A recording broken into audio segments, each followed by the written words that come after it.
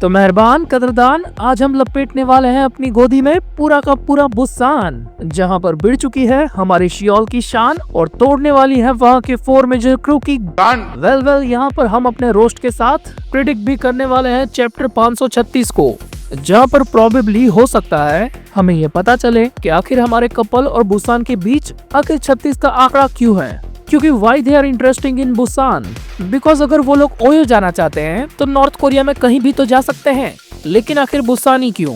तो हो सकता है कि हमें अगले चैप्टर में प्रॉपर रीजन भले ही पता ना चले, लेकिन हमें जरा सी हिंट तो दी जाए कि आखिर बुसान में ऐसा क्या है जो इन दोनों को वहाँ पर खींच रहा है। लेकिन इन सारी चीजों से साइड हटके हम अपने अलाइड की परफॉर्मेंस तो बिल्कुल भी नहीं भूल सकते। मतलब भाई लॉन्डो ने कमाल कर दिया, लुंगी फाड़ के रुमाल कर दिया। मतलब हडसन भाई ओपी शोल्डर टैकल वाले को दीवार में ही टैकल कर दिया अपने मुक्के के साथ। और हमारे जैक ली ने इस चिरकुट की गलतफहमी भी दूर कर दी, जो यहाँ पे ये सोच कर आया था कि ये लोग तो आटू झाटू लोग होंगे। लेकिन जैक ली ने बोला कि रुको जरा, सब्र करो, अगर मैं लोगों की सुसु साफ कर सकता हूँ तो मुक्का मार के सुसु निकाल भी सकता हूँ। और लिटरली यार यहाँ पर उसने मुंह पर इन लोगों को बोल दिया कि अभी तो हम शुरू भी नहीं हुए हैं, जो बिल्कुल सही बात है। यहाँ पर कोई ज्यादा एफर्ट लगाने की वैसे जरूरत नहीं पड़ी इन लोगों को।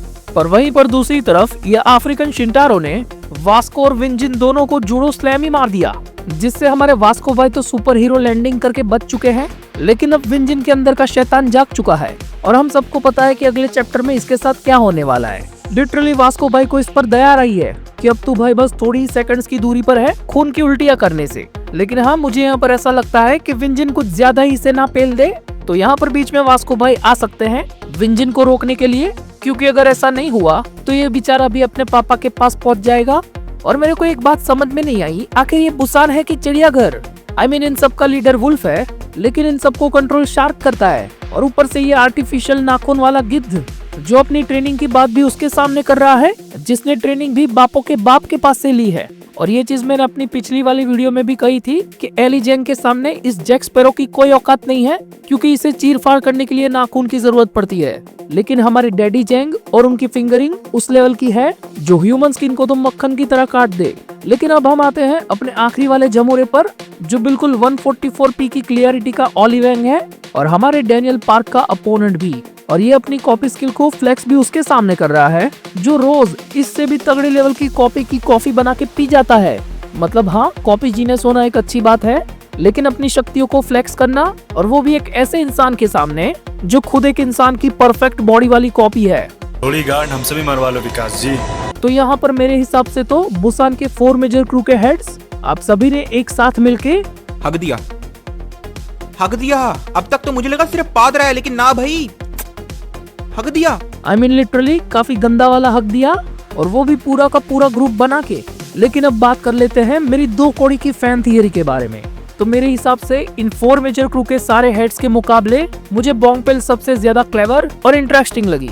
आई मीन उसने काफी इजीली अल्लाइड का पपलू काट दिया है, लेकिन पिछले 2-3 चैप्टर से सब लोग उसको भूल चुके हैं। तो मेरा कहना सिर्फ यही है कि इवेंचुअली बोंगपेल का भी प्लान यही था कि अगर 4 मेजर क्रू के हेड्स वहाँ से हट जाते हैं तो वो खुद ही उन लोगों को टेक ओवर कर देगी। लेकिन इस चैप्टर में हमने इन क्रू हेड्स की जिस टट्टी लेवल की परफॉर्मेंस को देखा, उससे मेरे दिमाग में ये ख्याल आया कि इनसे तो यार अलाइड से कोई कमजोर इंसान भी लिपट सकता था।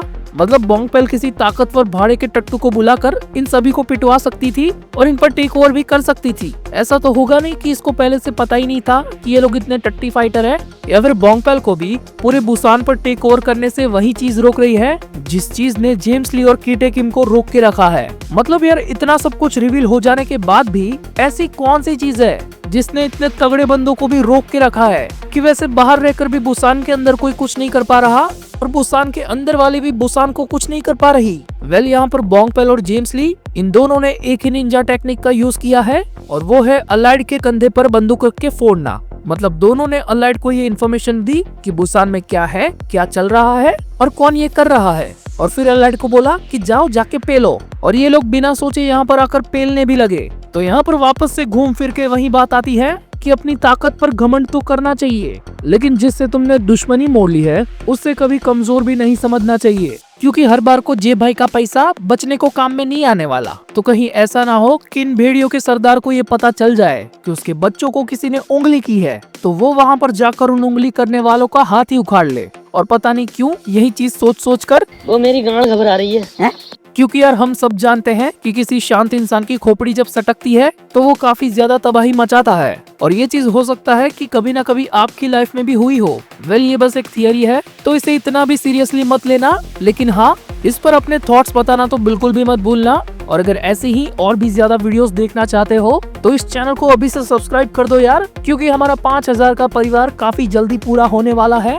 और मैं अब चलता हूँ क्योंकि आधे ठाकुर के गाने का टाइम भी होने वाला है, तो आधे वाले ठाकुर गाना लगा दे। जी बबीता जी बबीता जी बबीता जी बबीता जी बबीता जी बबीता जी बबीता जी बबीता जी बबीता जी बबीता जी बबीता जी बबीता